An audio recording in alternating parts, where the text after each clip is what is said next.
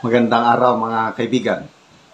Ito, ang Pilipinas ngayon, lalo na ang ating presidente, Bongbong Marcos Jr., kasama na rin si Jose Claire Castro, sikat na sikat sa buong mundo. Bakit?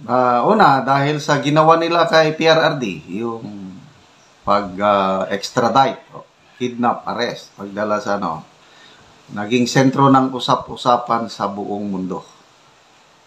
So anything na nangyayari ngayon sa politika sa Pilipinas, pinipick up ng foreign media. Pinag-uusapan tayo sa buong mundo. At pinaka-latest na pinick up ng foreign media, yung pagdurugo ng gums ng Pangulo. Nako, mabilis si Attorney Doc Claire Castro na okay lang daw siya kasi nakita ni Attorney Doc Castro, nag-meeting, okay naman ang kanyang itsura. Nothing to worry. So, naging, siya na yung, nag-announce. Di ba dapat ang mag-announce, doktor? Ito, pinick up ngayon ng foreign media. Ito, sa South China Morning Post. Sikat, si PBBM at si Claire Castro. Basahin ko, Philippines denies health scare after Marcos appears to have bleeding gums in viral video. Viral na viral ito. Pero yan, presidente ka, hindi mo na mamali, nagsasalita ka, klaro na dumurugo ang iyong bunganga, bleeding gums na pala. Tapos sasabihin lang ng attorney spokesperson na nothing to worry. Nakita ko siya, okay naman siya. Huwag kayong mag-speculate. Pwede ba yun? Parang ginagawa nilang obob ang mga Pilipino yung ganong statement. Dapat doktor ang magsabi para maniwala kami.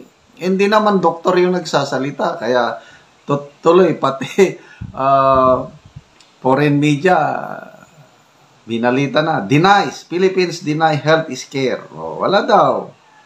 Basahin natin The Philippine Presidential Palace, through Jose Castro, or Doc Castro, has downplayed concerns about President Ferdinand Marcos' health after video footage appeared to show him with bleeding gums while speaking at a military event this week.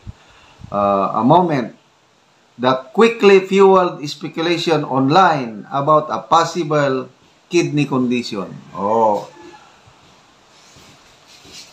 Doc, Attorney Castro, hindi naniwala sa iyo ang South China Morning Post. May speculation na. Sabi mo, huwag mag-speculate.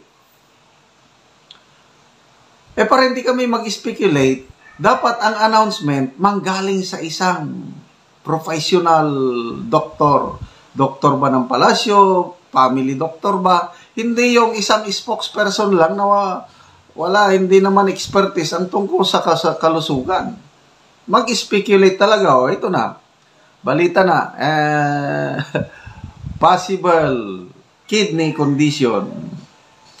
The incident, which unfolded during a short address at Camp Aguinaldo in Quezon City on Wednesday, was caught in a 5-minute video posted by the Presidential Palace and state broadcaster RTBM.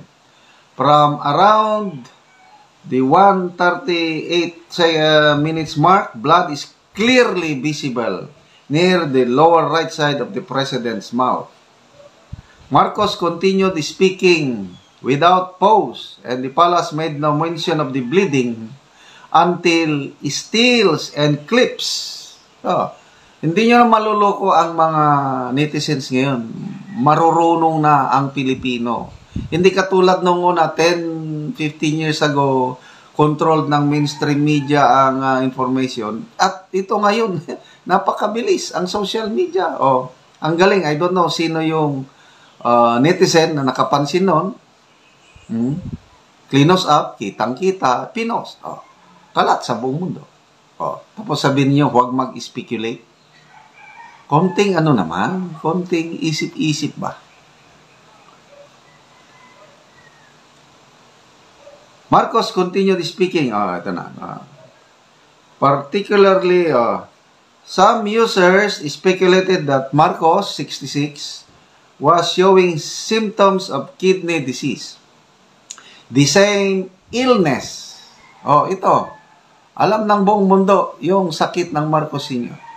The same illness that afflicted his father and namesake, the late dictator. In-emphasize. The late dictator Ferdinand Marcos Sr., who required multiple transplants in the 1980s. Bleeding gums can be a symptom of chronic kidney disease. Ito na, South China Morning Post lang nagsasabi. As poor kidney function can affect blood clotting and lead to gum inflammation. However, it is more commonly caused by issues like gingivitis or poor oral hygiene. Pag i-search mo kay Dr. Google, Dr. Google ito nabasa ko lang ito na So yung bleeding gums, pwedeng connected sa kidney problem, pwede rin, sabi ng Google, nabasa ko, pwedeng connected sa paggamit ng coke. Hindi ko na lang, alam nyo na yung coke. So, para matapos na ito, huwag nang mag-speculate. Sana naman, Section 12, Article 7 of the Philippine Constitution, may karapatan po ang taong bayan na malaman ang kalusugan ng ating Pangulo. So, pwede ba sa sunod, konting naman sa palasyo na pag may mga ganyang concern, bakit hindi na lang ang pagsalitain doktor? Problema ang doktor, may sinumpa ang tungkulin yan. Kung ano ang totoo, hindi sila pwedeng magsinungaling. Sasabihin ang totoo. Isang doktor na nagsabi, before this, mga 2 weeks ago, Dr. Gary C.